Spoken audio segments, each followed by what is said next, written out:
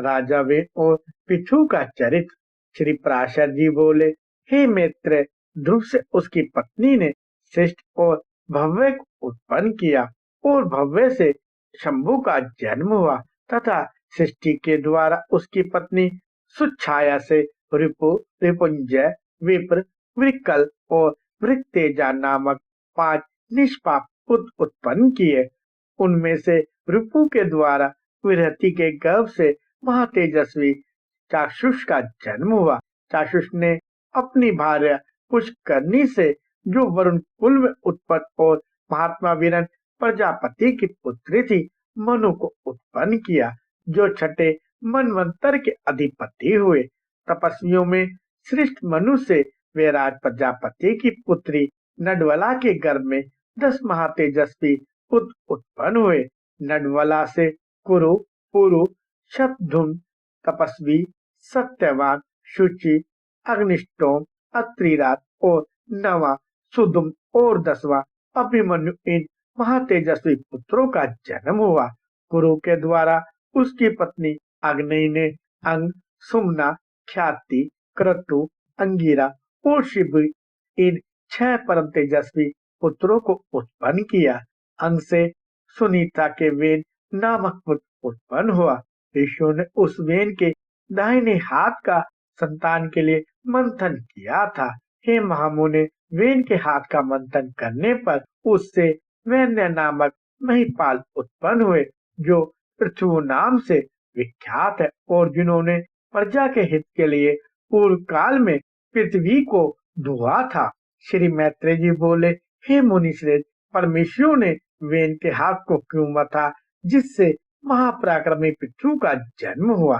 श्री पराशर जी बोले, हे मुने, मृत्यु की सुनीता नाम वाली जो प्रथम पुत्री थी, वह अंग को पत्नी रूप से दी बिहाई गई थी, उसी से वेन का जन्म हुआ। हे मैत्रेय, वह मृत्यु की कन्या का पुत्र अपने मातामह नाना के दोष से स्वभाव से दुष्ट प्रकृति हुआ।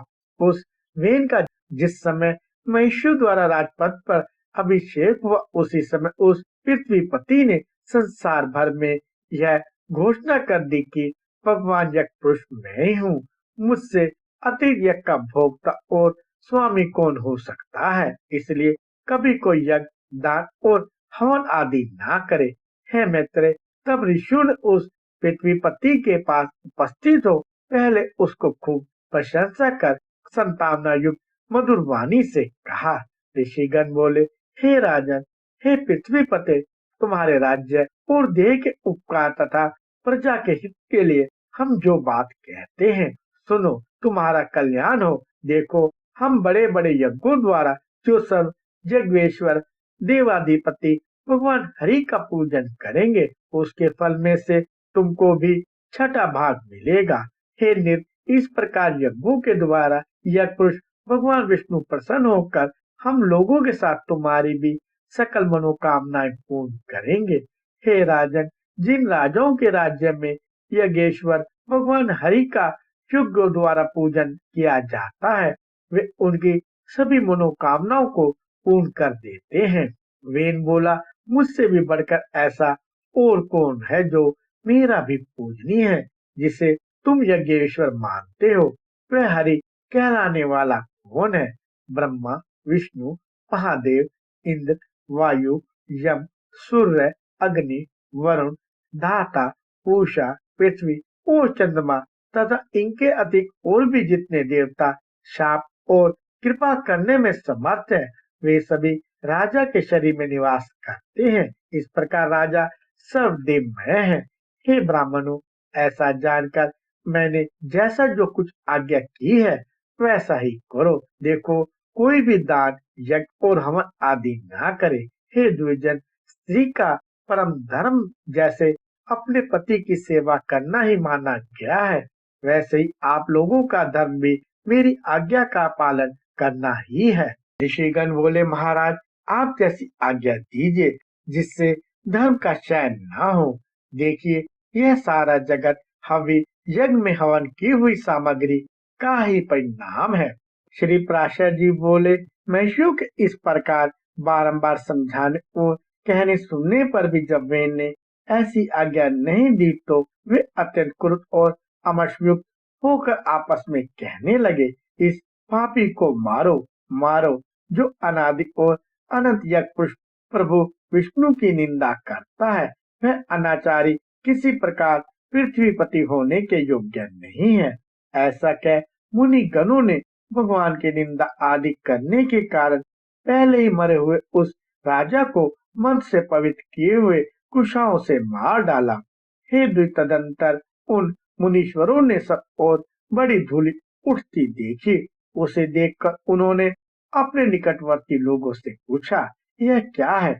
उन पुरुषों ने कहा, राष्ट्र के राजाहीन हो जाने से दीन दुखिया लोगों ने चोर बनकर दूसरों का धन लूटना आरंभ कर दिया। हे मुनिवरों, उन तीव्र वेग वाले पर धनहारी चोरों के उत्पात से ही यह बड़ी भारी धूल उड़ती दिख रही है। तब उन सब मुनीश्वरों ने आपस में सलाह कर उस पुत्रहीन राजा की जगह का पुत्र के लिए यत्न पूर्वक मंथन किया। उसकी जगह के मतने पर उससे एक पुरुष उत्पन्न हुआ, जो जले ठूंठ के समान काला, अत्यंत नाटा और छोटे मुख वाला था। उसने अति आतुर होकर उन सब ब्राह्मणों से कहा, मैं क्या करूं? उन्होंने कहा, निषिद्ध बैठ, अतः वह निषाद कहलाया। इसलिए हे मुनि शार्दुल, उससे उत्पन्न हुए लोग विंध्याचल निवासी पाप प्राय निषाद गण हुए। उस निषाद रूप द्वार से राजा वेन का संपूर्ण पाप निकल गया। अतः निषादगण वेन के पापों का नाश करने वाले हुए। फिर उन ब्राह्मणों ने उसके दाएं हाथ का मंथन किया। उसका मंथन करने से परम प्रतापी वेन सुमन पृथ्वी प्रकट हुए, जो अपने शरीर से प्रज्वलित अग्नि के समान दे दीप्यमान थे। इसी प्रकार आजगव नामक आद्य सर्वप्रथम धनुष और दिव्य बाण तथा कवच आकाश से गिरे। उनके उत्पन्न होने से सभी जीवों को अति आनंद हुआ और केवल सतपुत्र के ही जन्म लेने से वेन भी स्वर्ग लोक को चला गया। इस प्रकार महात्मा पुत्र के कारण ही उसकी परम अर्थात नरक से रक्षा हुई। महाराज पृथ्वी के अभिषेक के लिए सभी समुद्र और नदियां सब प्रकार के रथ और जल लेकर उपस्थित हुए। उस समय अंगिरस देवगणों के सहित पितामह ब्रह्मा जी ने और समस्त स्थावर जंगम प्राणियों ने वहां आकर महाराज वेन पुत्र का राज्य अभिषेक किया। उनके दाहिने हाथ में चक्र का चिन्ह देखकर उन्हें विष्णु का अंश जान पितामह ब्रह्मा जी को परम आनंद हुआ। वह श्री विष्णु भगवान के चक्र का चिन्ह सभी चक्रवर्ती राजाओं के हाथ में हुआ करता है। उनका प्रभाव सभी देवताओं से भी कुंठित नहीं होता।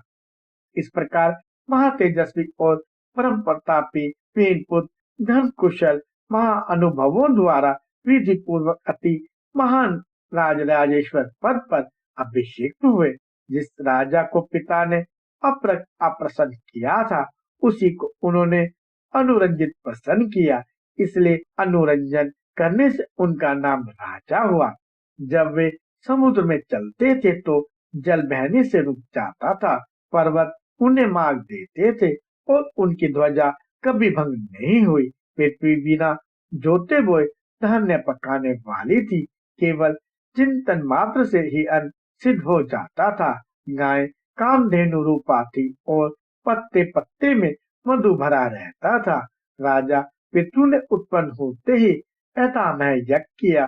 उससे सोमाभिष के दिन सूती सोमाभिष भूमि से महामती सूत की उत्पत्ति हुई। उसी महायज्ञ में बुद्धिमान मागध का भी जन्म हुआ। तब मुनिवरों ने उन दोनों सूत और मागधों से कहा, तुम इन प्रतापवान वेनपुत्र महाराज पृथु की स्तुति करो। तुम्हारा योग्य यही कार्य है और राजा भी स्तुति के ही योग्य है। तब उन्होंने हाथ जोड़कर सब ब्राह्मणों से कहा, ये महाराज तो आज ही उत्पन्न हुए हैं। हम इनके कोई कम तो जानते ही नहीं है। अभी इनके ना तो कोई गुण प्रकट हुए हैं और न यश विख्यात हुआ है। फिर कहिए हम किस आधार पर इनकी स्तुति करें। ऋषिगण बोले, यह महाबली चक्रवर्ती महाराज भविष्य में जो जो कर्म करेंगे और इनके जो जो भावी गुण होंगे उन्हीं से तुम इनका स्तवन करो। श्री प्राशर जी बोले। यह सुनकर राजा को भी परम संतोष हुआ। उन्होंने सोचा, मनुष्य सद्गुणों के कारण ही प्रशंसा का पात्र होता है, अतः मुझको भी गुण उपार्जन करने चाहिए। इसलिए अब स्तुति के द्वारा ये जिन गुणों का वर्णन करेंगे, मैं भी सावधानी पूर्वक वैसा ही करूंगा। यदि यहाँ पर वे कुछ त्याज्य अवगुणों को भी कहेंगे तो मैं उन्हें त्यागूंगा। इस प्रकार राजा ने अपने चित्त में निश्चय किया। तदंतर उन सूत और मागध दोनों ने परम बुद्धिमान वीर नंदन महाराज पितृ का उनके भावी कर्मों के आश्रय से स्वर सहित बलि प्रकाश ध्वनि किया। उन्होंने कहा, ये महाराज सत्यवादी, दानशील, सत्य मर्यादा वाले, लज्जाशील, सुहृद, क्षमाशील, पराक्रमी और दुष्टों का दमन करने वाले हैं। ये धर्मज्ञ, कृतज्ञ, दयावान, प्रियभाषी, मान्यों का मान देने वाले, यज्ञ प्राण, ब्रह्मण्य, साधु समाज में सम्मानित और शत्रु तथा मित्र के साथ समान व्यवहार करने वाले हैं। इस प्रकार सूत और मगध के कहे हुए गुणों को उन्होंने अपने चित्त में धारण किया और उसी प्रकार के कार्य किए। तब उन पृथ्वीपति ने पृथ्वी का पालन करते हुए बड़ी बड़ी दक्षिणा वाले अनेकों महान यज्ञ किए। अराजकता के समय औषधियों के नष्ट हो जाने से भूख से व्याकुल हुई प्रजा पृथ्वीनाथ पृथु के पास आई और उनके पूछने पर प्रणाम करके उनसे अपने आने का कारण निवेदन किया। प्रजा ने कहा, हे प्रजापति निपश्रेष्ठ, अराजकता के समय पृथ्वी ने समस्त औषधियां अपने में लीन कर ली हैं, अतः आपकी संपूर्ण प्रजा क्षीण हो रही है। विधाता ने आपको हमारा जीवन दान प्रजापति बनाया है, अतः शुद्धारूप महारोग से पीड़ित हम प्रजाजनों को आप जीवन रूप औषधि दीजिए।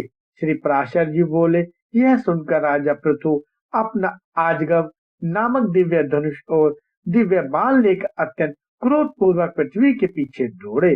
तब भय से अत्यंत व्याकुल हुई पृथ्वी गाय का रूप धारण कर भागी और ब्रह्मलोक आदि सभी लोकों में गई।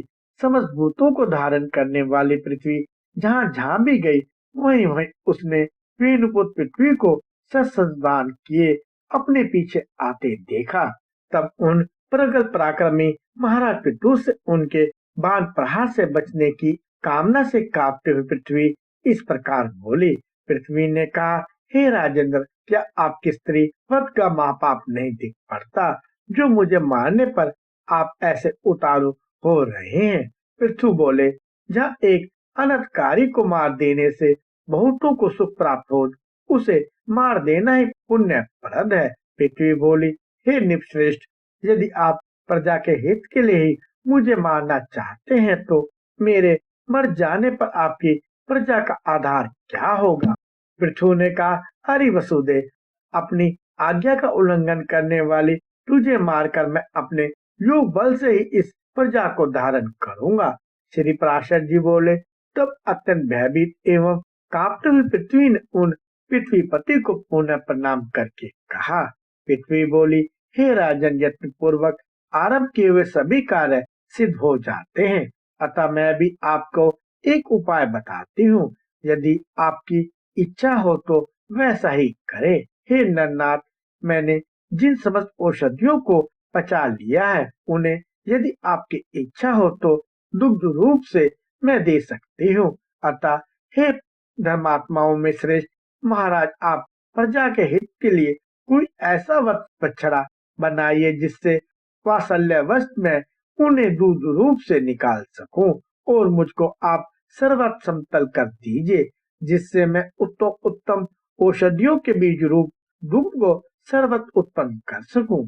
श्री पराशर जी बोले। तब महाराज पृथु ने अपने धनुष की कोटि से सैकड़ों हजारों पर्वतों को उखाड़ा और उन्हें एक स्थान पर इकट्ठा कर दिया। इससे पूर्व पृथ्वी के समतल न होने से पुर और ग्राम आदि का कोई नियमित विभाग नहीं था। हे मैत्रेय, उस समय अन्न, गोरक्षा, कृषि और व्यापार का भी कोई क्रम न था। यह सब तो पेनपुत्र पृथ्वी के समय से आरंभ हुआ है। हे द्विजोत्तम, जहाँ जहाँ भूमि समतल थी, वहीं वहीं प्रजा ने निवास करना पसंद किया। उस समय तक प्रजा का आहार केवल फल मूल आदि ही था, वह भी औषधियों के नष्ट हो जाने से बड़ा दुर्लभ हो गया था। जब पृथ्वीपति पृथु ने शंभु मनु को बछड़ा बनाकर अपने हाथ में ही पृथ्वी से प्रजा के हित के लिए समस्त धान्यों को दुहा, हे तात, उसी अन्न के आधार से अब भी प्रजा सदा जीवित रहती है। महाराज पृथु प्राण दान करने के कारण भूमि के पिता हुए, इसलिए उन्हें सर्वोद्धारणी को पृथ्वी नाम मिला। हे मुने, फिर देवता, मुनि, दैत्य, राक्षस, पर्वत, गंधर्व, सर्प, यक्ष और पितृगण आदि ने अपने अपने पात्रों में अपना अभिमत दूध दुहा तथा दुहने वालों के अनुसार उनके सजातीय हो दुग्धा और वत्स आदि हुए। इसलिए विष्णु भगवान के चरणों से प्रकट हुई वह पृथ्वी ही सबकी जन्म देने वाली, बनाने वाली और धारण और पोषण करने वाली है। इस प्रकार पूर्व काल में वेन के पुत्र राजा पृथु ऐसे प्रभावशाली और वीर्यवान हुए, प्रजा का रंजन करने के कारण वे राजा कहलाए। जो मनुष्य महाराज पृथु के इस चरित्र का कीर्तन करता है, उसका कोई भी दुष्कर्म फलदायी नहीं होता। पृथु का यह अति उत्तम जन्म वृत्तांत और उनका प्रभाव अपने सुनने वाले पुरुषों के दुस्वप्न को सर्वदा शांत कर देता है।